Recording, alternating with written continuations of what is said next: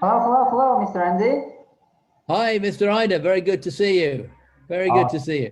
Thank you so much. I appreciate your time and welcome to our international educational interview. Are you ready to start? I will do the best I can for you, for sure. That's great. That's great. So let's start. And the first question is, could you tell us a little bit about your professional and educational background? Just a couple of sentences. Right. From leaving school, leaving college or school at 18, I went to a bank, which I did not really enjoy. And I had always been involved with coaching cricket, cricket coaching. And my father suggested I go to teaching. He said, you seem to have a natural way to help that children can understand. So I did a geography degree in case I decided that I didn't want to teach. I then taught for a year in an independent private school in Winchester, fee-paying school, boarding school, which I enjoyed. And then the year after that, I did a teacher training qualification. So by 1986, I had completed my teacher training course, postgraduate certificate of education, PGCE, which is a year teacher training course. And I started teaching then. And from 1986 through to the current day, I have been teaching with responsibilities in a number of different roles. So from 1986 onwards. That's great, Mr. Andy. Thank you so much. I see that you have a long way actually till now, and I see that you're a professional teacher, right? I hope so, but that's not my judgment. That's someone else's, but I hope so. That's great. So I have actually a question about the professional teacher. So how do you see the professional teacher? How do you picture that? Your vision. Professional teacher is to whichever context you are working in, whether you like the context or not, whichever context you are working in, you do the job to the best of your ability and to suggest ideas for improvement in a positive way and to make sure the children are benefiting as best they can from the way you see it from your education. So it is always the child's interest first. It is not your own interest, it is always the child's interest first. And you want the best for the children. If that means saying things about the school, then you say things about the school, but you would do that in a positive way. If it means looking at yourself to improve yourself, then you would do that as well. But it is always for improvement for the interest of the child. And it can lead to issues, it can lead to certain problems with parents, it can lead to certain problems with management, however you see it, but the interest of the child comes first. And you should be able to have a full and open discussion where egos do not come into it. It is purely a non-emotional, if you like, non-emotional decision made for the interest of the child. Obviously, you have an emotional investment because you care for the child, but the decision should be made for the best, not for the best for yourself, but for the child, for the school. Thank you, Mr. Andy. You also mentioned about the management style. So if I will ask you, what's your classroom management style? How you will describe that? Someone once said that I had very few rules in the classroom. I think you have to keep it simple. So basically, I say the rules are you work as hard as you can and you work to show how strong or how good you are as best you can. Those are the two rules. So that is what I would be after. Management style, I don't want to condone behaviors that are not acceptable for the vast majority of the children that would stop other children learning. And all the time I reinforce that. I like to do it with a conversation with the children. I don't think it's top down, you want it bottom up. So you want the children involved in the decision making, the students involved in the decision making that goes on within the class. You want them to be involved in the conversation in which you create the classroom culture. And in many ways, that's what the classroom code is about as well. But you need to keep referring to that. But you just want to expect the best. Expect the best. Thank you, Mr. Andy. I think that it's a very good advice about keeping it simple because sometimes I tend to make it complicated. But yes, that's right. I think I have to stick to that too. What's the most difficult decision you made at school? I don't know. I've thought about that. I have thought about that. The most difficult decision. Let's leave it for It now wasn't. then, and then No, come back. it wasn't. It wasn't a difficult decision to start teaching in an international context. That was a good decision. Time for a change. I don't think I've ever made a difficult decision because I think they're always a common sense decision. So I'd never say I've had to make a difficult decision. I always look at practically what is practically the best decision. There are some decisions where it's been hard to leave a school, but it hasn't been a difficult decision because it was for the best reason. I see. I see. I think that when you are happy and you like what you're doing, all decisions are the best, right? In this case. All right. Thank you, Mr. Andy. The next question is maybe difficult one, maybe a hard one. I don't know. What steps would you take if you're dealing with a student discipline incident? So if something has happened, what's your system in this case? One, depends if I've seen it or if I've been told about it. Assuming I have seen it, then I would ask the student involved what was going on. If you ask why, sometimes it justifies the behaviors. So why did you do that? Gives a chance to justify. But I would ask what has been happening, and then say, really ask them to look at what they've been doing. If it requires, as a classroom teacher, if it requires further intervention, I would then refer it on to a member of the senior management team. But as always, I would need to find out what's going on. If it's something I've been told about and I feel I need to act, then I would need to speak to other people as well. So what they would call triangulation, just to see what actually has happened. And then you still need to speak out or speak to the individual student involved as to finding out what has gone on. And from there, you often get the truth. You can't ask why directly, but you can say, well, what on earth made you do that? What were you thinking about when you did this? And as opposed to asking why. I see. I see. Thank you, Mr. Andy. Thank you. Now let's speak about the teacher, right? So what motivates you to develop your professional skills? And did you have a goal? You can also name one of the goals that you had in 2020, professional goal, and maybe a goal that you're thinking about for the next year or this year. What motivates me is not to let the students down in my class. Simple as that.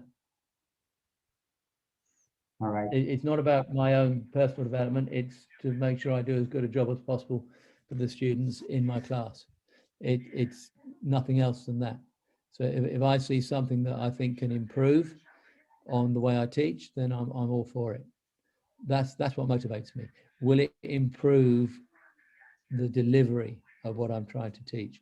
Will it improve the learning of the students in whatever context? That's a motivation. I don't want to do it just for the sake of doing it, because then there's no reward for it other than it looks good on a piece of paper. And to me, that is a qualification on a piece of paper has very little value. It's the difference between walking the walk and talking the talk. A qualification on a piece of paper is often talking the talk. You want to see what you can actually practically do to improve the standards, to improve your own methodology, to improve the children's learning. I see. That might make me a cynic. I don't know. No, I think it's a great philosophy, and it's great to follow that. Actually, for me, I think it's a great lesson too. Now let's speak about the school, right? How do you think the ideal international school should look like in terms of structure, leadership, teachers, tea and coffee? I don't know, relationship. How do you picture that? Oh man, if we all lived in a utopian world, Mr. Ryder, if we all lived in a utopian world, it would be fantastic. We can dream. I think ideally you'd want an international school that is not having to worry about funding. So it doesn't have to appeal to a market. But of course, international schools do have to appeal to a market. But once you don't have to appeal to a market, my assumption would be therefore that education would be the main priority. When you come to appealing to a market, then you have to compromise your values, whether to a large extent or to a smaller extent.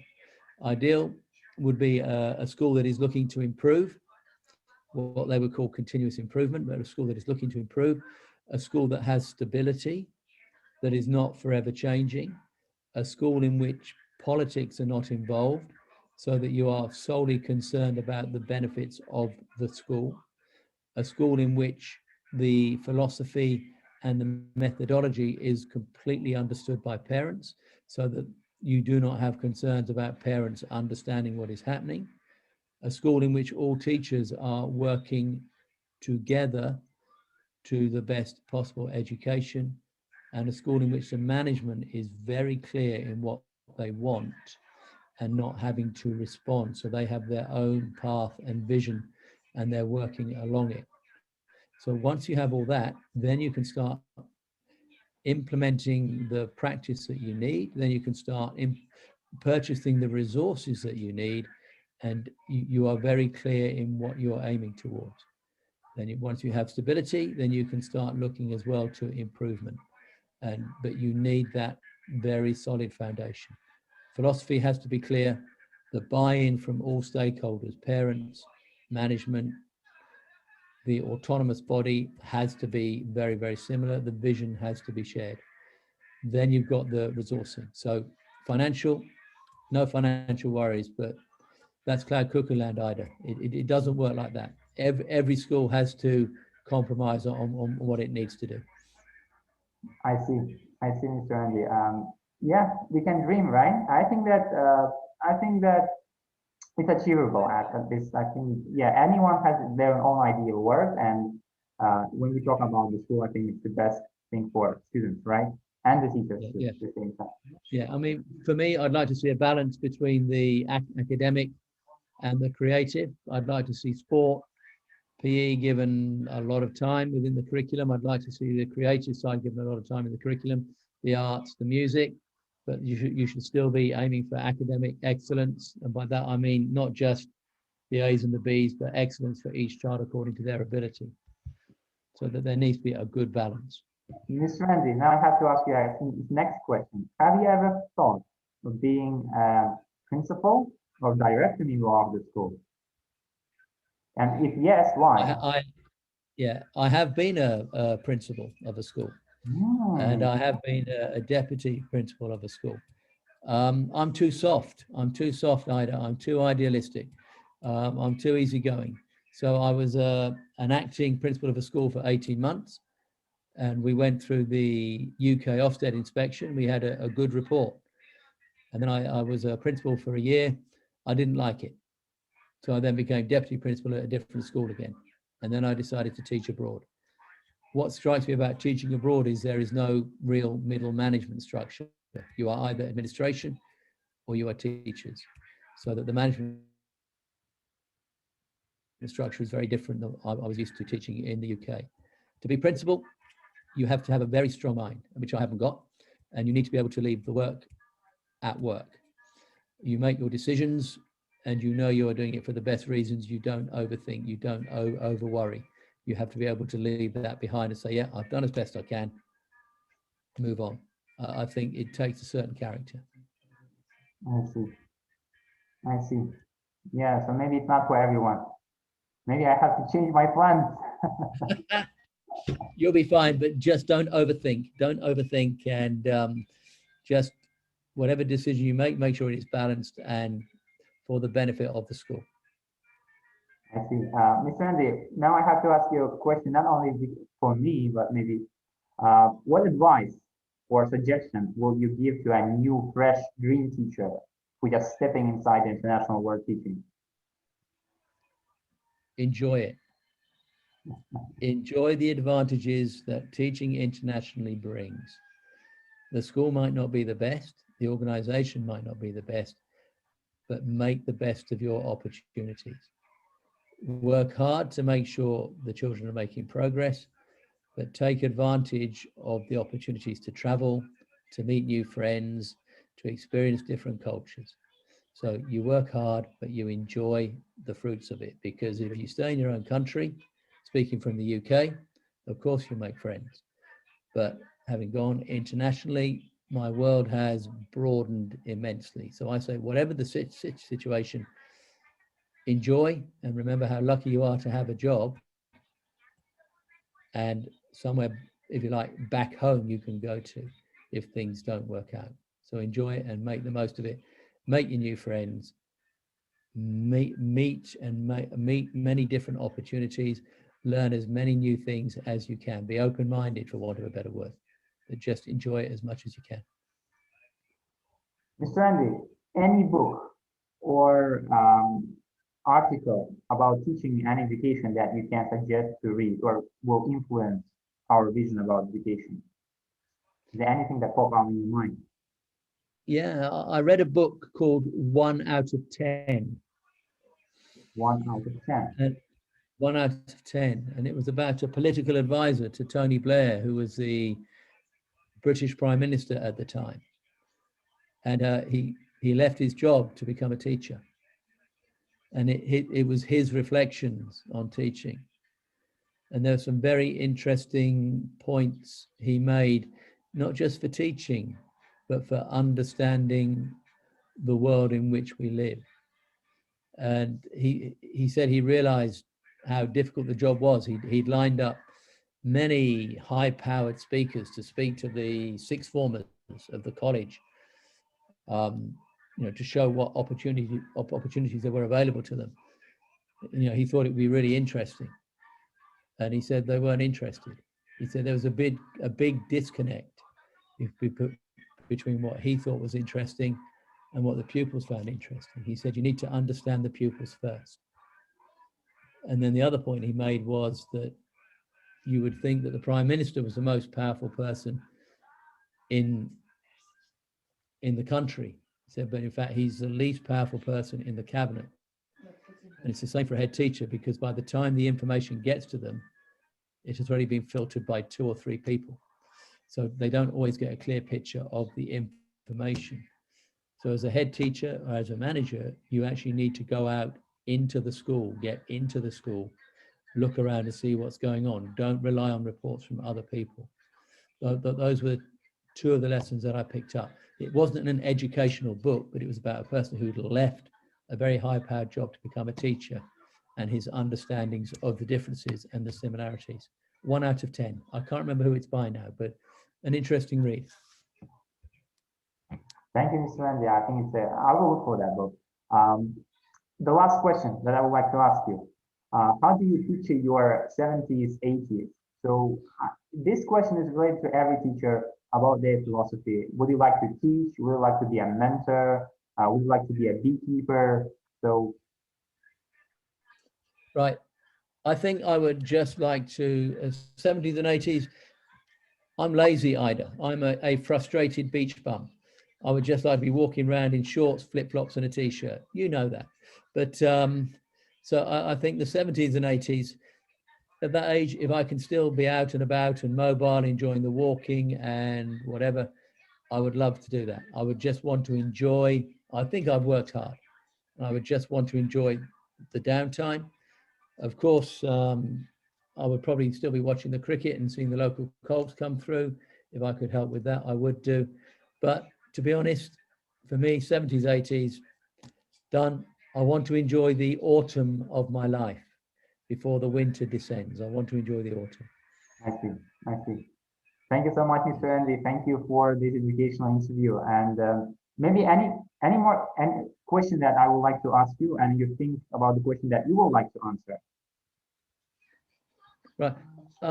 I have really little more to add, other than I guess how are you enjoying your international experience, and what have you gained from it? I think you're changing that. So I will answer this question, and we probably will finish because time is up, but it's fine. As you said before, your mindset completely changing. And I always believe that you can change your mindset by 2 things. The first, books, but they change it very slowly. And the second one, you changing your position. I didn't think about the country, but once you change your country and position, it's completely changed everything. You're learning a lot of different stuff. You're trying to be flexible as much as you can. And there are so many things that coming on and going on at the same time. And you have to be really, really flexible at the same time.